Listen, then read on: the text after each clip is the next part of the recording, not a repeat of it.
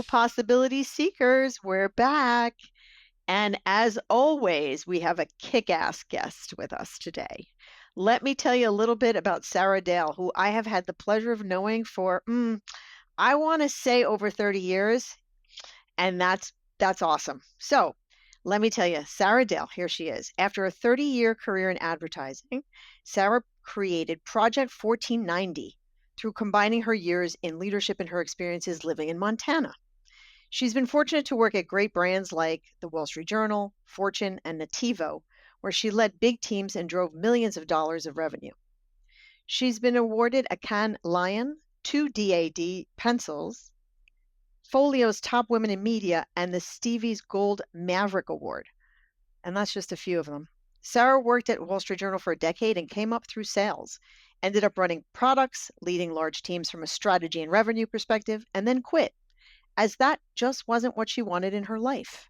She wanted to be present for her children, who at the time were 4 and 8. She became good at and known for product turnarounds, though, culture transformation that led to revenue growth, and most recently, she was the chief revenue officer for an ad tech company, where she was the first and only woman on the executive team. While she's had an impressive career, Sarah's love of nature and experiences in the wilds of Montana are what started her wish to get other corporate women to build their own badassery, which I love, and confidence by learning outdoor skills. Project 1490 now provides the opportunity not only for women to have unique outdoor experiences that help them go beyond who they think they are, they build their corporate networks and confidence and also have a ton of fun in the process. This is a really cool invention that Sarah has created. And on a personal note, Sarah has 2 daughters, a supportive husband, a border collie, and 10 chickens. Welcome, Sarah. I got 15 since I wrote that. Got 5 more chickens. Is that right? I just want to ask if I can have a couple of eggs, because there's nothing like fresh eggs from chickens. Oh my gosh. I had a friend who did that in Ridgewood until she was found out. But anyway, her eggs were all shades of yellow and blues, and they were just the most delicious eggs ever. They were orange when they came out on the pan. It was just so yummy. So, wow, you've had an extensive, amazing career, and I love when you put this out on your bio and on your website, which everyone should check out, project1490.com. A girl from New Jersey ending up in Montana and doing outdoor experiences and espousing badassery. I just can't. I just think that's so cool. So can I ask my first question? Because I'm just so excited about this. Why is it so important for women to focus on confidence building versus competency? Because that's what your 1490 is about. So I think that women tend to, now these are going to be generalizations, but women tend to focus more on competency. And as it turns out, a lot of research shows that it's actually confidence that is a bigger factor when it comes to success than competency. And unfortunately, we as women tend to have a lot less of that than our male counterparts all through our lives, almost. There's like a little 4-year period, which I happen to be in, between 51 and 55, that we actually match for the first and only time in our lives. And so there's a lot that happens because of that. We don't speak up as much. We don't go for jobs as much. We don't take as many risks.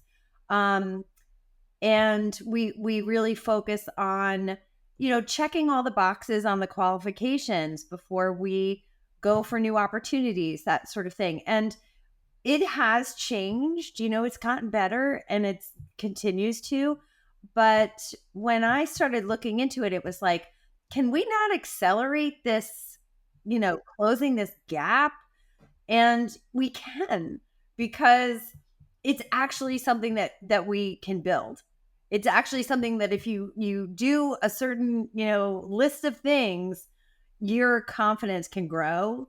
I call it badassery. We all want to be, live our sort of best badass selves, I guess. And we all have it in us. right? So we all have, lots of different levels of confidence, but even my own, I can go back to certain moments where, it really did affect me, and it has consequences. So I'd love nothing more than to be a part of closing that gap. Yeah, I mean, that's why you and I are so aligned, and I don't know what we're going to do in the planet together, but we're going to do something. Because I feel like in the time frame that I went through the corporate ranks and today, I don't see enough of a shift.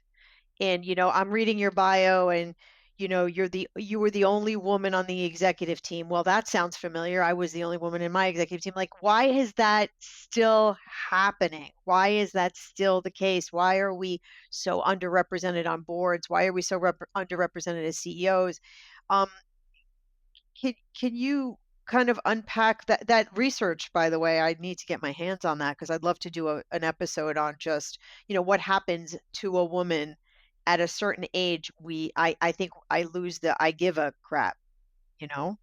It is what it is, and you're either it's okay, you don't have to be everybody's best friend, but this is who I am and I'm comfortable with that, I think is what you were getting at. And so how does that archery or herding chickens or whatever your badassery programs do, how does that translate to being a great leader in your perspective? I think it's there's a couple paths there. One is that from my own experience, it's the getting outside of our comfort zones that actually expand us, right? And if we start doing things that we just never thought we could do, or maybe that we would do. I got a lot of those opportunities when I lived in Montana. And, I was from Jersey. I just never thought that I would be, doing the kind of horseback riding I was doing, or snowboarding, or bow hunting, or any of it. And I, because I already proved to myself, I've proven to myself that there's more to me than I thought. And then that translates to being in a boardroom or any place else in your life of, that you've got something in yourself that you can rely on. And we all have those experiences, but when is the next one going to happen? Do you know? Like, I'm saying let's manufacture those opportunities so that we can, get on with it a little faster. Yeah, I'm all about that. Yeah, let's accelerate that learning curve. So you're saying once you put yourself outside your comfort zone and you try stuff that you don't necessarily, you wouldn't necessarily come across in your normal life if you weren't intentional about it. And if you do something that you could never even imagine that you would do, it changes your mindset. It has no choice but to change your mindset, right? That's right. And and that's real sort of expansion, right? It changes your perspective on yourself, and it changes, sort of, I years ago, I don't know if I've ever told this story, but years ago, when I moved back to New York from Montana, I'd been out of the corporate world for 7 years and really forgot like how to do the things, and I was put on the spot to talk to a very large group of people and present. And I, thought I could do it. And then right before I was about to go on, I really got so nervous, and I called a really dear friend of mine, and she yelled at me. And she said, "You were face down a mountain lion last year. Get the fuck out there and talk to people." She's like, "This is nothing compared to what I know that you've already done." And so eventually we need to be able to do that for ourselves. But with, sometimes you do need to phone a friend. And she was right. you know, she was right. It was like, hey, like, come on. How did you do, by the way? Because the audience wants to know. You tell the story, you got to finish here. How did it go? How was the presentation? Yeah, no, it was beautiful. I took my nerves and went with it. Like sometimes you have to do things with shaky hands, but you're standing up there and doing that. And then that experience then goes into the well, right? That experience is like, oh, I didn't think I could and I did. So to me, it's like, I'm using the things that are maybe outside of the norm for women who live in metropolitan areas, because that's what was so um the juxtaposition of, like, growing up in a New Jersey, New York City kind of thing, and then going out there, that's like, okay, I didn't know I could do all this sort of stuff. But it could be knitting. For if you've never knitted a scarf and you do, that's pretty badass. Like, it doesn't have to be in a particular list of things, but those experiences, and I know that we have all had them, that really sort of that contribute to your resiliency. It's funny. I think I told you this when we first started talking, and that was that there are a couple women that I interviewed who I refer to as badasses, and I could see them cringe when I said that, like you're a badass. And a couple of them, I'm not going to name them, but they kind of like did the, that's not really. They didn't identify with the word, and I said, well, this is how the world sees you, and this is what you've done, and I couldn't do that if I tried. Ergo, for me, for most people looking at you and your accomplishments, you're a badass. And it's very interesting how that they don't own the word. So I commend you on naming your program, to work on your badassery, because we all have it. And so I wanted you to sort of unpack, how do you intentionally build confidence? How do you do that? Yeah, so I started looking into this, as like from a scientific perspective, because I have my own experiences and my own theories. But what is it? What is the science behind it? And it's there's a fantastic book, by the way, that in terms of the source material, there's a lot of research around that's a quick Google away. But there's also a wonderful book that's about 10 years old now that's called The Confidence Code. And I couldn't believe it when I read it that it wasn't as big as Lean In. I was like, wait, this has all the solutions, because yes, there is some amount of kind of confidence that everybody sort of comes with. There's some, nature versus nurture kind of thing. But the fact is that there is a list of things that we can do in our lives as children, as an adult, that actually does grow it. So regardless of how much you came with, you're able to increase it. And it's like, if that is a thing that's holding us back, right? We don't have to wait for the world to change. We don't have to. I mean, it's like the other part of this crazy research is it's supposed to take us 130 years from now to reach gender parity. Like, well, like what? 130 years? I mean, I don't know how they calculate that, but like, no. But at the same time, while there are things about the sort of external world that we do need to change on more of a macro level, like to your point of why are there still boards and executive teams that don't have women on them or don't have enough women on them? Like, it's crazy. But at the same time, if this is contributing to it, if women are speaking up less in a room that they're outnumbered by men in, if we have to do 100, we have to qualify in our heads, we have to qualify for 100% of a job description versus 60% of men. Like, if we don't speak up as much when we're outnumbered by men in a room, those kinds of things are absolutely affecting the opportunities that we get, the opportunities that we take. Do you have a couple of takeaways from the book that you can share with our listeners that are sort of like, hey, just think about these three things, or, you know, what is it that you want them to take away from just the intentionality around confidence building is where I want to go. So yeah, I mean, I think from my own thoughts from and reading a lot. is I think that we live in a world where we're told you're so powerful, you're so wonderful now. It's great. It's like compared to the opposite, it's wonderful, right? But we don't actually build any kind of esteem about ourselves and real power from other people telling us that, right? It's like you have to build it yourself. So it's like if it's get out of your comfort zone, learn new things, be surrounded by other confident women because confidence is contagious. And the other one is help other women because it's a total flex that you have the authority and you have the experience to help another person. It makes you then also contribute. It's reciprocal, right? It makes you feel like, hey, I have something of value and to contribute here.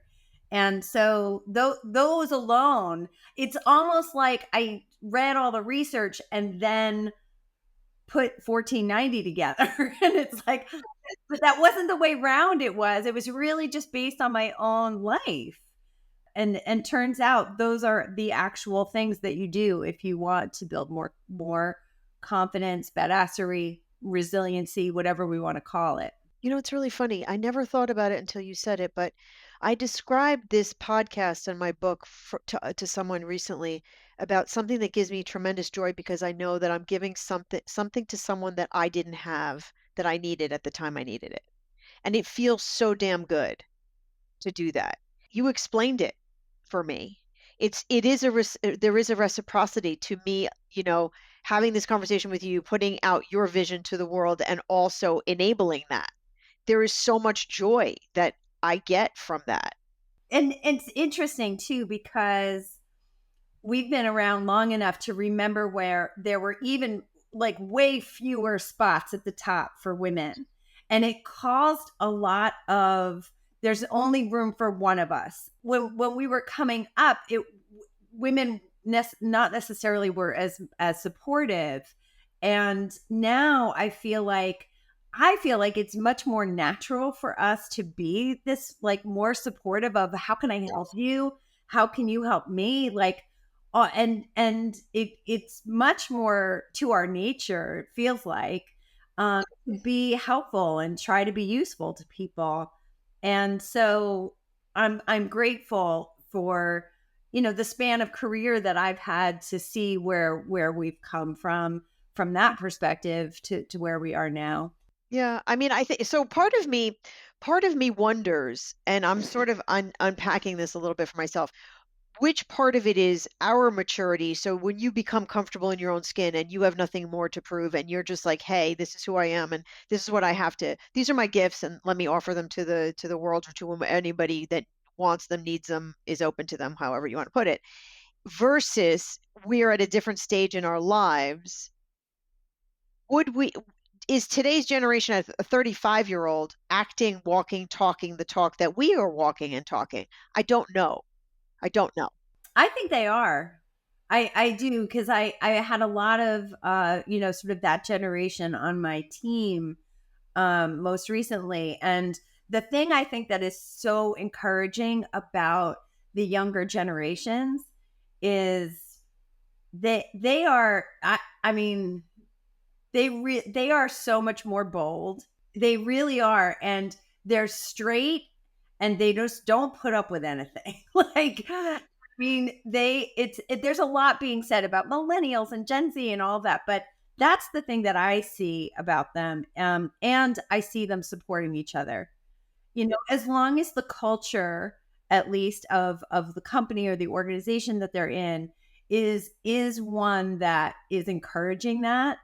I think that, because obviously there's lots of toxic cultures out there, but when they're in a good culture, man, I think that they very much are all for one for all. I love that. I love that. I don't have the exposure to the large groups of and teams that I used to have, right? So for me, I see things in slices with our clients, and I do see a lot of toxicity in corporate. environments, which is really quite disturbing. It hasn't really altered that. That hasn't been altered, which I'm sad to report on. To kind of segue on to the next thought was, what difference would it make if women were suddenly showed up as confident as men? Like we just entered the door and boom. I would love to see what a difference that would make.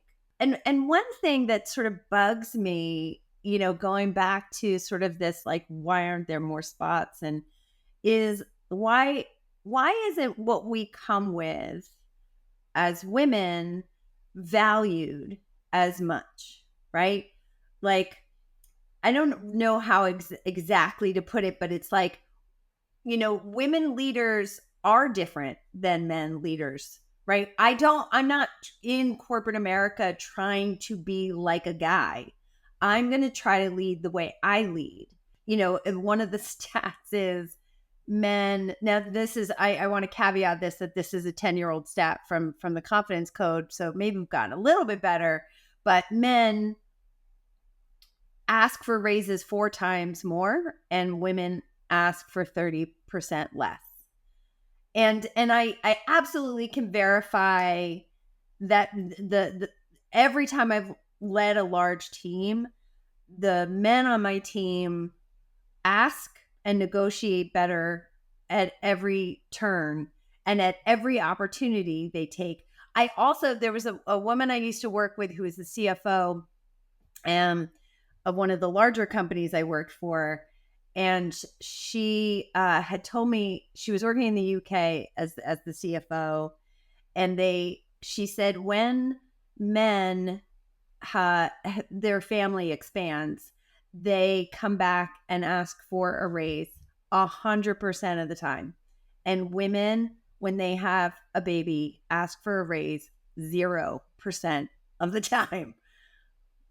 I mean, again, it's like there's wonderful books called Ask for More and lots of stuff like the Chief organization. Like there are lots of things that are, putting fuel on the right fire in this.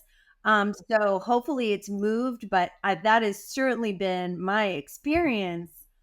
And as a female leader, if anybody came asking for more money on one side and the female in the equal position wasn't asking but deserved just as much, then we gave them raises across the board. And so, companies are adjusting their job descriptions now so that it doesn't look like a list that you have to check off, that there's much more flexibility in like the language that they're using. And so, it is like a meeting of like what companies can do. So with this knowledge, right, that women, are more reluctant to put themselves forward in that kind of way, generally speaking. Again, I know some incredible women who would not be stopped, but if it's even if it's affecting you 10%, that's still affecting us, right? There's still consequences to that. And so if we can do something about it, why not? Do you think it's the way we network? Do you think that has an implication or an unintended consequence to how we show up or how we're getting or not asking for raises and promotions and opportunities? Like, what is that? That's a really interesting question. And it's hard to answer it, for it in a factual way, because I don't know, to be honest with you.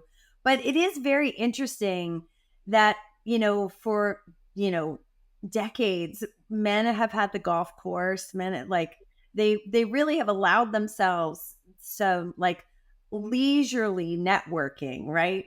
Not in a go to a stuffy ballroom and get your cardboard cracker and then what I find is in those stuffy ballroom places there's a lot of I've got to impress people. I've got to like, so there's a lot of pretense. There's a lot of like, I got to put my best face on everything.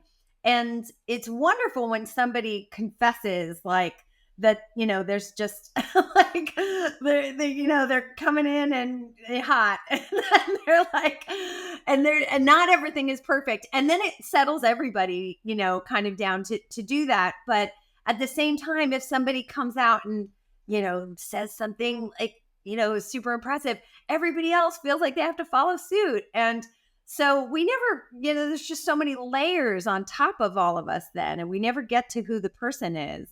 And I think that's part of the other part of this whole, let's do some archery together. Let's build a fire, chop some wood, all that kind of stuff.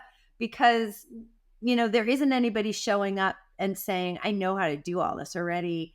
And let me impress you. By, they're like, hey, and if you chase some chickens around and trying to catch them, you're never going to forget the person that you did that with.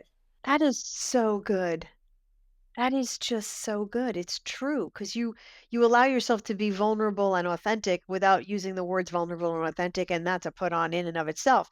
And I have to tell you, playing golf now more today than I did then, and that was, by the way, the kiss of death of my corporate career when I started to play golf, because the boys were like, "Oh, now you're playing in our pond, not acceptable." Oh, wow.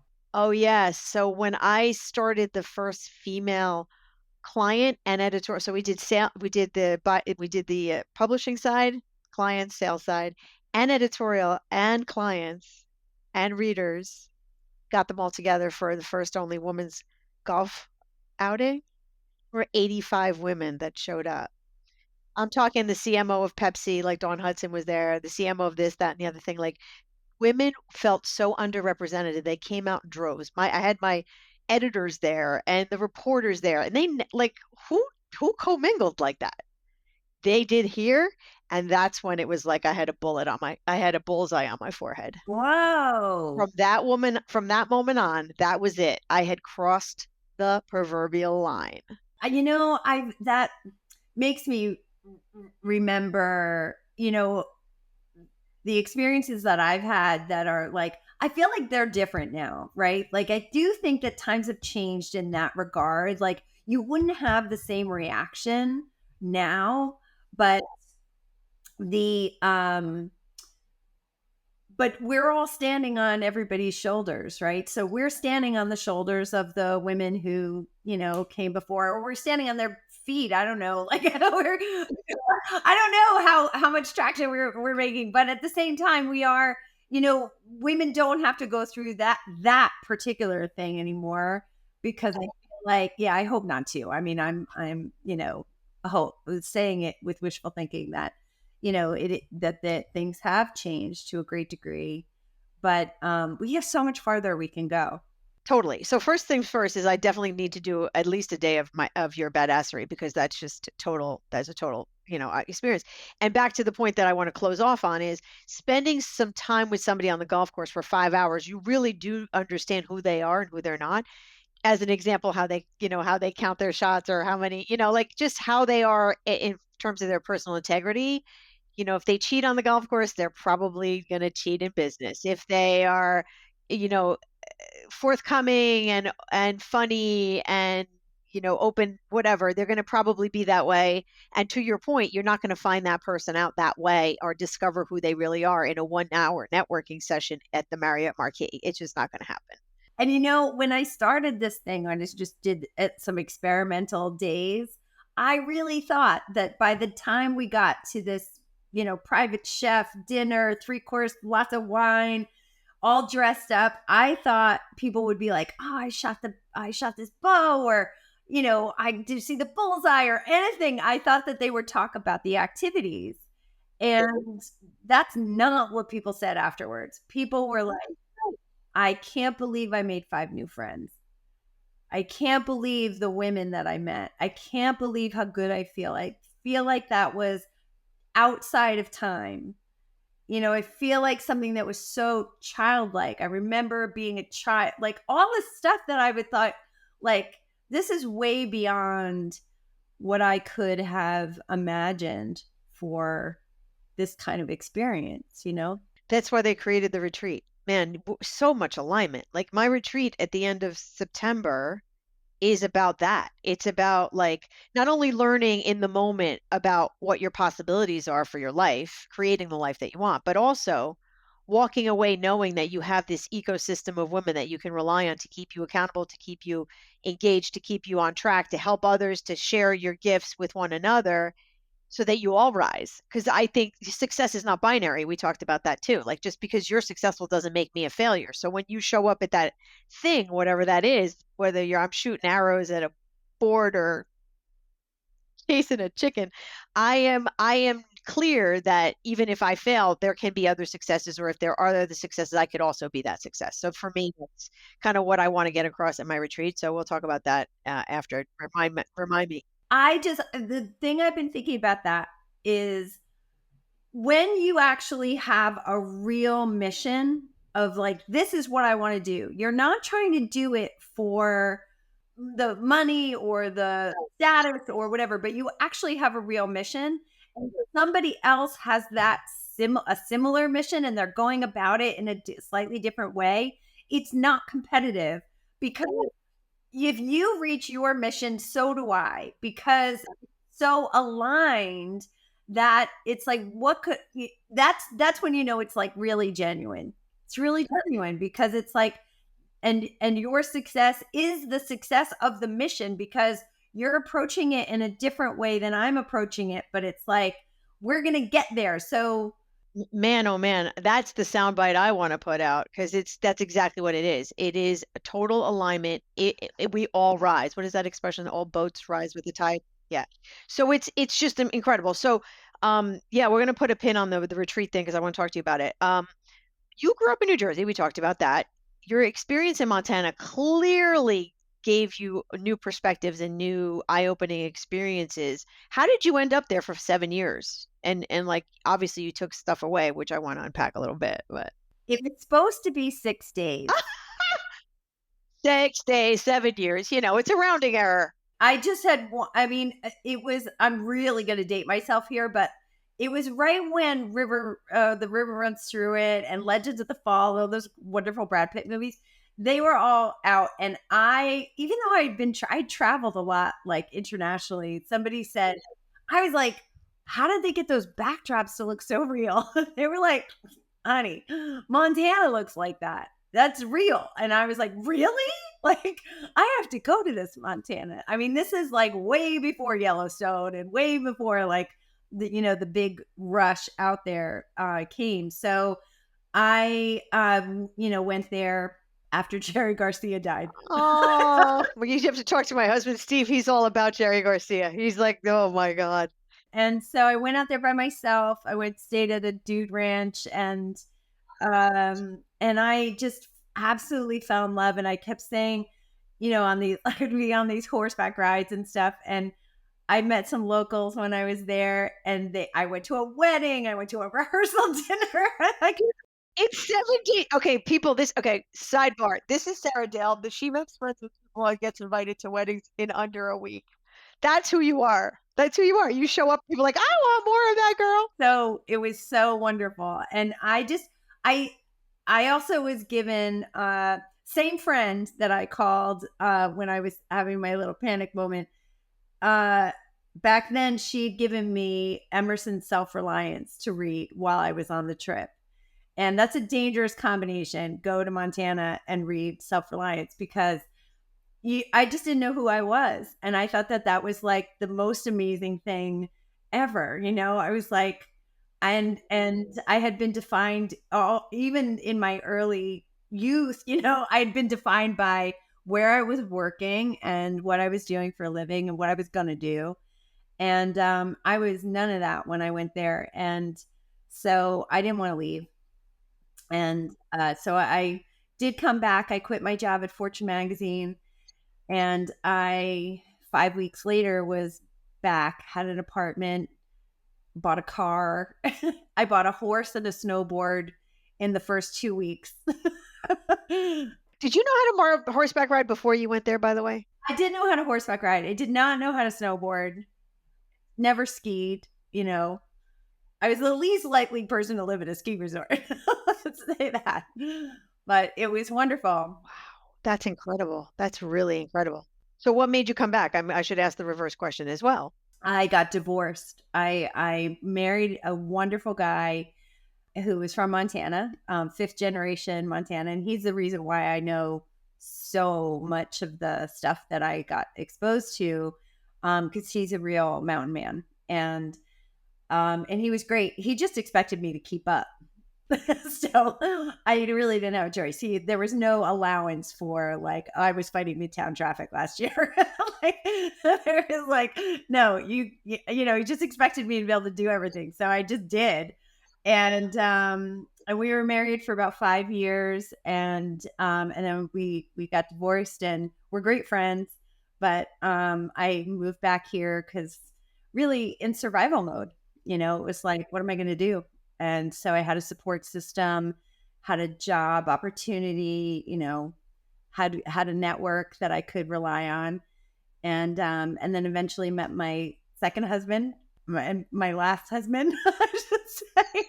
We could edit that part. But eventually met my husband, and I had, you know, 2 kids, and we're all good. Yeah, there you go. Yeah, and now your children are how old now? They're 16 and 12. big time. It's the big time. So what is something that people don't know about you? I think that probably not a lot of people know that I have a real interest in regenerative agriculture. I'm about halfway through my permaculture design certificate, which is kind of an undertaking. So I probably will stay halfway through my permaculture design certificate for quite some time. But I love the whole idea and the concept behind the design, you know, concepts behind permaculture. So explain permaculture for those who do not understand what that means. So I think the best way to describe it, there's a wonderful documentary, if you haven't seen, called The Biggest Little Farm, which was my introduction to, you know, it uses traditional, ancient ways of growing food in particular, but it doesn't have to only pertain to food. But similarly to composting, right? Right, yes. It's circular. And if you design everything around like the circularity, it's the way it's designing the way nature is designed. And so that there is no waste, there's everything feeds off everything else, and then eventually it's harder to build at the front end, but eventually you have a system that is self-perpetuating. So you must eat very, very well. Pretty well. I don't have time to do as much of it as I want to, but you know, we have a little garden. But the big dream is to have a little farm. Nice. Oh, that's not a pipe dream. You put it out to the universe, it's going to align for you. Now, one of my favorite questions to ask my guests is, what would you tell your 30-year-old self? I would tell her it's going to be okay, and to get used to process. Try to have a little bit more affection for process. Meaning more patience, you mean? Or I mean, yes, yeah, patience, but it's not exactly about the waiting. It's about like step by step. You know, it doesn't all happen at once. I mean, something that I'm constantly, you know, battling in myself. Like, you know, I just started this project 1490. I want it all to be what I can envision in my head, which is probably a few years away. And it needs to take, you know, step by step kind of thing. And if I look back, you know, 20 some years ago to when I was 30, it's like, man, if I could have learned that a little sooner, that would have been good for me. yeah, me too, girlfriend, me too. So I'm going to finish by asking you, what 3 words describe you and why do you say that?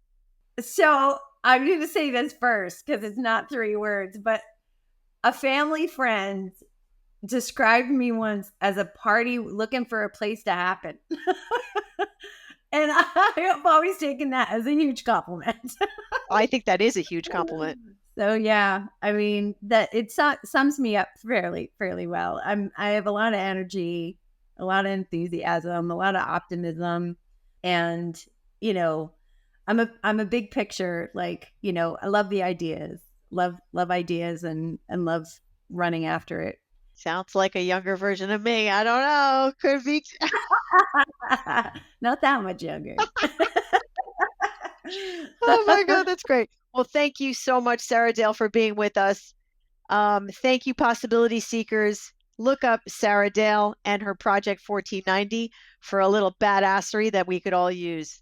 Thanks again. Make it a great day. And please subscribe and give us some feedback on our episodes and let us know what you actually love. Thank you all. And look up my retreat, end of September. Bye.